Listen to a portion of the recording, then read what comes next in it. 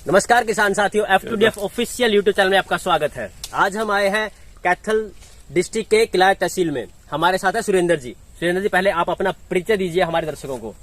मैं Surendra Kumar government job में Haryana education department में काम करता हूं लेक्चरर के तौर पे, और मेरा शौक फार्मिंग का रहा है, इसी कारण हम आज यहाँ इकट्ठे हुए हैं। तो सुरेंद्र जी, आप जो बागबानी कर रहे हो, मतलब सरकारी नौकरी के साथ बागबानी कर रहे हो, ये आपकी हॉबी है या फिर फायदे के लिए, आपने मुनाफा कमाने के लिए ये बागबानी शुरू की है?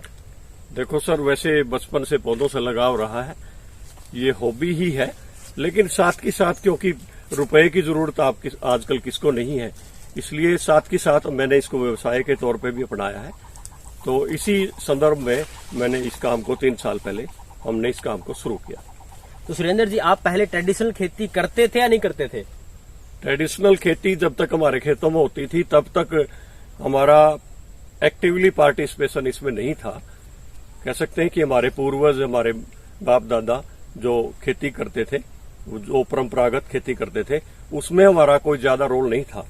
लेकिन आजकल के एनवायरनमेंट को देखते हुए और नई नई जो बातें आजकल हो रही हैं, नए नए आविष्कार हो रहे हैं खेती के उसमें भी, तो उनको देखते हुए हम इस प्रोफेशन में आए। तो सुरेंद्र जी, आपने जो बागबानी शुरू की है तो अमरूद को ही क्यों चुना? दिमाग में कोई दूसरा पौधा नहीं आया? अमरूद के दिमाग में कैसे, कि अमरूद या फिर जो अभी आपकी जो किस्म है यहाँ पे हिसार सफेदा, यही दिमाग में, ये कैसे चुना आपने? ये पिछले कुछ बाग लगाने से 2-4 साल पहले तो हमने इसके वैरायटी के बारे में काफी कुछ सुना और इसके टेस्ट के बारे में भी सुना था। और एक और बात, जैसे अमरूद के प्रति जाने का कारण ये है, एक लोकल मार्केट में आप इसको सेल कर सकते हैं और उसका अच्छा आप मुनाफा ले सकते हैं। तो सुरेंद्र जी, एक बात हमें बताइएगा, जैसे अब किसी भी किसान भाई को बागबानी करनी है तो 1 एकड़ की जो जमीन है, 1 एकड़ में एक किसान कितने पेड़ लगा सकता है अमरूद के?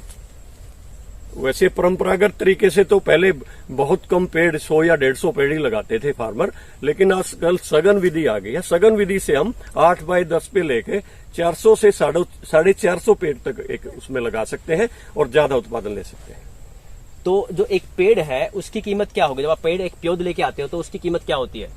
ये आपका सवाल बढ़िया है। एक पेड़ की कीमत आप 20 रुपए से शुरू करके 100, 200, 150 यहां तक भी जा सकते हैं, क्योंकि क्वालिटी फूड लेने के लिए, क्वालिटी प्रोडक्ट लेने के लिए आपको पेड़ की क्वालिटी के ऊपर, पौधे की क्वालिटी के ऊपर जाना पड़ेगा, और वो सिलेक्शन सबसे जरूरी है, वो मेन इन्वेस्टमेंट है आपका। एक तरह से अगर हम एवरेज माने कि एक पेड़, जो एक पौधा है, उसकी कीमत अगर हम 50 रुपए भी मानते हैं, तो एक किसान अपने खेत में 400 पेड़ तक लगा सकता है, तो अप्रोक्सीमेट उसका जो खर्चा होगा लगभग वो होगा 20,000 रुपए के आसपास।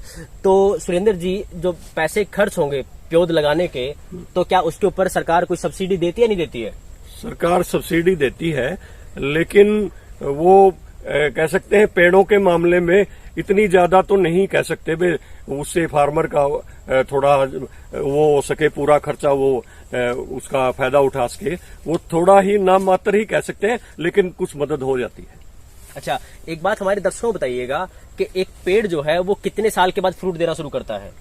क्योंकि ये जो वैरायटी है या आमतौर पर जो कलमी पौधे होते हैं, वो फर्स्ट ईयर से लगाते ही आपको प्रोडक्शन देना शुरू करते हैं, लेकिन क्योंकि पौधे छोटे होते हैं, उन पर ज्यादा दबाव हम नहीं डाल सकते, तो 2 साल के बाद आप उनसे प्रोडक्शन ले सकते हैं। तो 2 साल के बाद हम एक पेड़ से प्रोडक्शन ले सकते हैं किसान साथियों। और सुरेंद्र जी, जब आपने पेड़ लगा दिया है तो 2 साल के बाद प्रोडक्शन उठाओगे, तो 2 साल तक यहाँ पे किसान सब्जी या कोई दूसरी खेती कर सकता है, नहीं कर सकता है? हाँ, बिल्कुल बिल्कुल। इसमें हम जो सब्जियां जिनका जो तना जो है वो छोटा रहे, या कह सकते हैं 6 इंच तक, 1 फुट तक बढ़ने वाली सब्जियां, वो बहुत सारी सब्जियां हैं। तो गर्मियों को वैसे बेल की जो सब्जियां हैं वो पौधों के लिए ठीक नहीं रहती, उनमें रोग आने के चांस रहते हैं। जो सर्दियों की फसलें हैं वो ले सकते हैं, गोभी ले सकते हैं, पालक ले सकते हैं, मेथी ले सकते हैं, इस प्रकार की फसलें, या सरसों ले सकते हैं, जो क्योंकि सरसों का इनडायरेक्टली अमरूद के लिए बहुत ज्यादा फायदा है। तो सुरेंद्र जी, हम सब्जी उगा सकते हैं, मतलब एक किसान भाई पेड़ लगाने के बाद अपने घर का खर्चा या बाकी उत्पादन जमीन से उठा सकता है सब्जी बो करके। तो उसके पश्चात जो महत्वपूर्ण चीज ये है कि जो पानी आज के वक्त में जैसे कि ट्रेडिशनल खेती कर रहा है किसान, तो कहीं ना कहीं जल स्तर पे बहुत इफेक्ट पड़ रहा है। तो अमरूद के पेड़ जब आप लगाते हो, बाग लगाते हो, तब उस वक्त पानी कितना यूज होता है उसके अंदर? वैसे बहुत सारे जो फार्मर हैं पुरानी विधि से ही वो फ्लड इरिगेशन करते हैं, लेकिन हमने यहाँ सारे के सारे फील्ड में ड्रिप इरिगेशन से पानी इसको मेंटेन किया है। हालांकि कुछ गर्मियों में कुछ थोड़ा बहुत इसकी दिक्कत होती है, तो एक आध बार आप फ्लड इरिगेशन भी कर सकते हैं। बाकी टाइम में जब रिक्वायरमेंट कम होती है पानी की, तो उससे ड्रिप इरिगेशन से आप काम चला सकते हैं। तो किसान साथियों, सबसे महत्वपूर्ण चीज यहाँ पे फायदा ये होता है इन्वायरमेंट के तौर पर कि जो आज के वक्त में जल स्तर घटता जा रहा है, अगर किसान भाई बागवानी करते हैं तो उसमें पानी की खपत बहुत कम होती है, जिससे कहीं ना कहीं जल स्तर है वो बना रहेगा और भविष्य में हमारे बच्चों के लिए भी कहीं ना कहीं बहुत फायदेमंद चीज होगी। तो सुरेंद्र जी, एक पेड़ से लगभग एक किसान कितना फ्रूट उठा सकता है एक साल के अंदर? वैसे तो पौधे की हेल्थ के ऊपर निर्भर करता है। वो पौधे की हेल्थ हमारी जमीन की हेल्थ से जुड़ी हुई है। सबसे पहले आपको जमीन की हेल्थ सुधार के पौधे की हेल्थ सुधारनी है, तो आप 50 किलो से लेकर 1 क्विंटल तक आप इसका एक पौधे से प्रोडक्शन ले सकते हैं। तो सुरेंद्र जी, हमें बताइएगा, हमारे दर्शकों को बताइएगा कि जो इसमें आप पेस्टिसाइड यूज करते हो या फिर रासायनिक जो खाद यूज करते हो, वो रासायनिक खाद यूज करते हो या फिर आप देसी खाद यूज करते हो? हमने पहले दिन से ही इस प्रकार की कोशिश की है कि रासायनिक खादों का इस्तेमाल कम से कम किया जाए और मल्चिंग विधि को यहाँ अपनाया है। जो घास यहाँ इसमें हो जाता है, उसी घास को उखाड़ कर अगर पौधों के आसपास डाल दिया जाए तो आपका लेबर खर्च भी घटता है और जमीन जो है वो हल्की हो जाती है, उसमें केंचुआ अपने आप पनपने लगता है, तो उसमें खाद की कम जरूरत होती है। हालांकि जो है साल या 1.5 साल के बाद हम देसी खाद इसमें देते रहते हैं। तो किसान साथियों, सबसे अच्छी बात, महत्वपूर्ण बात यह है कि जो हम ट्रेडिशनल खेती करते हैं उसमें रासायनिक खादों का बहुत ज्यादा उपयोग किया जाता है, लेकिन अगर हम बागवानी करते हैं तो उसमें रासायनिक खादों का इस्तेमाल बहुत कम किया जाता है, जो हमारी जमीन की हेल्थ के लिए बहुत लाभदायक होता है। और सुरेंद्र जी, एक साल में एक पेड़ लगभग 1 क्विंटल तक फ्रूट दे देता है, तो अगर आपने आज बाग लगाया है तो कितने साल तक हमारा जो पेड़ है वो फ्रूट देता रहेगा? वैसे तो सभी के अपने अपने अंदाजे हैं, लेकिन आमतौर पर देखने में आया है कि पेड़ की जो एनर्जी है वो 15 से 20 साल तक बनी रहती है, अगर हम उसका प्रॉपर तरीके से ध्यान रखते हैं, उसका अच्छी तरह से उसको देसी खाद प्रोवाइड करवाते हैं, उसके समय पे उसकी केयर करते हैं, कोई बीमारी उसमें आने से पहले हम उसका ध्यान रखते हैं। तो किसान साथियों, आपके लिए सबसे फायदा सौदा ये हो सकता है कि अगर आप पायलट प्रोजेक्ट की तरह भी शुरू करते हो, क्योंकि ट्रेडिशनल खेती में हमें पता है कि एक जो किसान है वो अधिकतम एक खेत में 60 से 70 हजार रुपए तक धान की फसल उठा सकता है, उसके बाद 60 हजार के आसपास वो सिर्फ गेहूं की फसल उठा सकता है। मतलब एक साल में एक किसान अधिकतम लगभग 1 लाख से 1.25 लाख के बीच की फसल उठा सकता है ट्रेडिशनल खेती में। लेकिन अगर एक किसान बागवानी करता है तो एक पेड़, यहाँ पे अगर आप 400 पेड़ लगाते हो और एक पेड़ से औसतन अगर आप लगभग 80 किलो भी अगर आप उठा सकते हो उत्पादन, तब आप खुद कैलकुलेट कर सकते हो कि एक खेत से आप कितने क्विंटल फसल उठा सकते हो।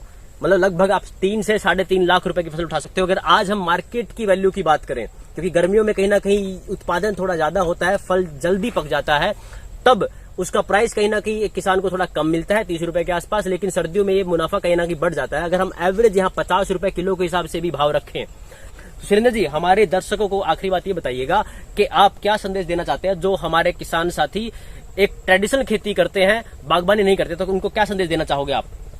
मेरा मानना ये है, क्योंकि ट्रेडिशनल खेती में हम ऑर्गेनिक चीजें नहीं कर पा रहे, बहुत ज्यादा पेस्टिसाइड का हम प्रयोग करते हैं और उसकी वजह से हमारी सेहत जो है, जो कि हमारा सबसे पहला और कह सकते हैं सबसे इम्पोर्टेंट पार्ट है जिंदगी का, अगर हम स्वस्थ रहेंगे तभी हम कुछ कर पाएंगे। तो स्वास्थ्य को आधार मानते हुए भी तो हमें ऑर्गेनिक की तरफ तो जाना ही चाहिए, बागवानी की तरफ जाना इसलिए जरूरी है क्योंकि ये हमारी इसकी भूमि की लाइफ को बढ़ाएगा और भूमि को बचाए रखेगा। अगर आप बाग लगाते हैं तो अगर आपके बाग की लाइफ 20 साल है तो आपकी जमीन की लाइफ 50 साल और बढ़ गई है।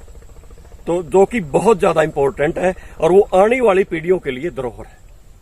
बिल्कुल, ये आगे आने वाली पीढ़ियों के लिए धरोहर है। हमारी जमीन की उपजाऊपन कितना है वो आगे आने वाली पीढ़ी के काम आएगा। हमारी भूमि का जल स्तर कितना है वो आगे आने वाली पीढ़ी के काम आएगा।